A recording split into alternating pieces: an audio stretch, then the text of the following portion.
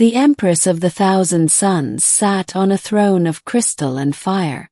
Her name was Zevalin, daughter of void and flame, and for centuries her rule had been unchallenged. She had crushed rebellions, silenced Star Kings, and rewritten the laws of a dozen galaxies. Her eyes, black as a collapsed star, had seen the birth and death of worlds, and she felt nothing. Emotion, she believed, was a defect, a weakness that organics clung to like children to their mothers. Her species, the Arcani, had long purged such frivolities. Cold logic, unyielding law, and perfect obedience had forged their empire, and Zevalin was its unshakable centerpiece. But all things shift eventually. It began on a war-ravaged world called Salus III, a backwater human colony, insignificant save for the rich mineral veins beneath its crust. Zevalin had ordered its subjugation after the humans refused to cede mining rights. The campaign should have lasted days. Instead, it dragged into weeks, then months. The resistance, led by a ragtag coalition of soldiers and civilians, fought with a fury the Arcani had not anticipated. They were outnumbered, outgunned, and hopelessly outdated, but they held. Zevalin, intrigued, arrived in orbit aboard her obsidian dreadnought. Among the humans captured during a nighttime raid was one commander, Elias Ward. He was brought before her in chains, blood drying on his temple, one eye swollen shut. He stood straight despite the injuries. "You are the leader of the resistance," she said, her voice metallic and perfectly modulated. "Your struggle is over." Elias raised his head. "Then kill me. But know this, you didn't beat us. You just buried us." Zevalin tilted her head. "Such defiance. I could unmake you with a whisper. Why resist the inevitable?" "Because tyranny is only inevitable if people stop fighting it," Elias said. "We held out longer than anyone thought possible. You're not a god, Empress. Just another conqueror history will spit out when someone braver comes along." Her guards moved to silence him, but Zevalin raised a hand. "No. Let him speak." That night, she reviewed every battle log from the Salus front. Again and again, she saw the impossible. Humans who risked their lives to save wounded comrades. Civilians forming living shields to protect children. Soldiers fighting with nothing but knives and hope. And always, at the heart of it, Commander Elias Ward. She summoned him again. "Why do you persist in your loyalty to others? Self-sacrifice is illogical," she said. "Maybe," Elias said, wincing. "But it's the reason you haven't won yet." Zevalin stared at him, something stirring behind her eyes. Not emotion, not yet, but a flicker of curiosity, dangerous and deep. She didn't execute him. Instead, she confined him aboard her flagship in a luxurious but sealed chamber. Days passed. She visited often under the guise of interrogation, but they both knew the conversations were drifting. She asked questions. Elias answered. About music, about family, about fear. He never flinched. He told her how his brother died saving refugees. How his mother taught him to fight for those who couldn't. He spoke of pain and love and laughter, things the Arcani had discarded. "You fear loss," she said once. "Yet you embrace connection." "Explain."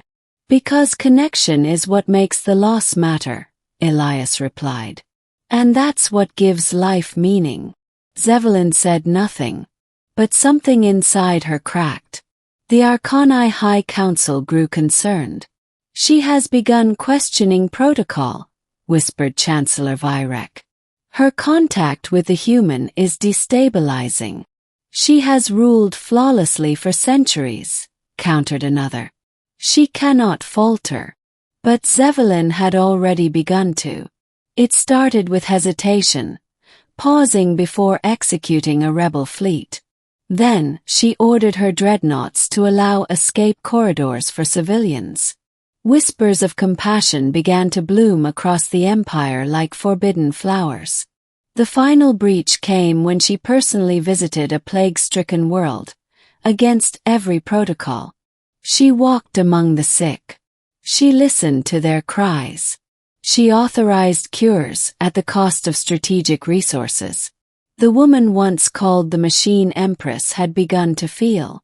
Elias noticed the change in her. "You've stopped hiding behind the cold," he said during one of their long talks. "Why?" She looked away. "Because I heard a child scream, and I didn't want it to stop breathing." Elias smiled, slow and sad.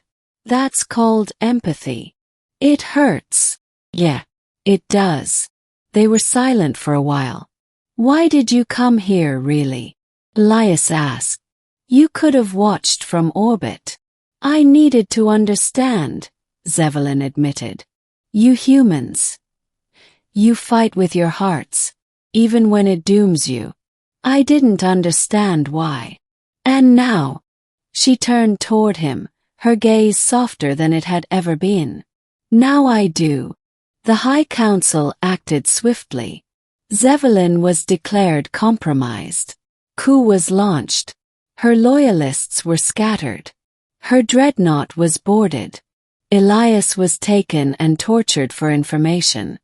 Zevelin, stripped of command and surrounded, was given one chance to surrender. But she did not. For the first time in 1,000 years, she fought with fury, not born of programming but of protectiveness. Her wrath was terrible.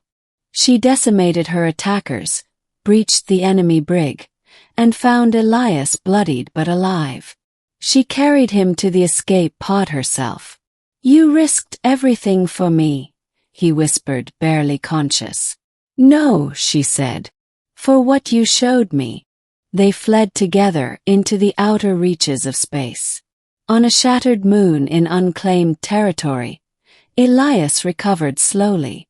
Zevelin, no longer an empress, rebuilt a life without protocol, without armies, without the cold, calculated solitude she once ruled from. She learned to smile, though it was rare. She laughed once, startled by the sound. She sat in silence with Elias and watched stars die, feeling wonder for the first time. "Do you regret it?" Elias asked one night. "Losing it all?" She thought long and hard. "No. I regret not finding it sooner." He reached for her hand. She didn't flinch. Instead, she held it. It was a small thing. But to a woman who had ruled without emotion, it was everything. A year later, the High Council sent assassins. They failed. Zevelin no longer had armies, but she had purpose. And that made her more dangerous than ever.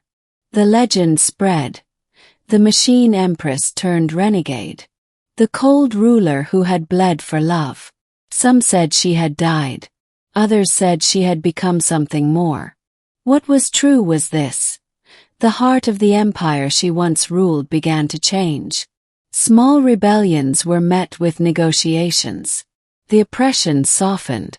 And from the shadows, agents loyal to Zevelin whispered new creeds, ones that valued life, connection, and courage. It started with one human's defiance. It became a revolution. One night, years later, Elias and Zevelin stood on a cliff overlooking the glowing ruins of a once Arcani outpost. The world had changed. So had they. "Would you do it again?" Elias asked. "I already am," she replied. They kissed beneath a sky of unfamiliar stars. Not as conqueror and captive, but as equals, as partners, as proof that even empires built on cold logic can burn bright with the warmth of one human heart.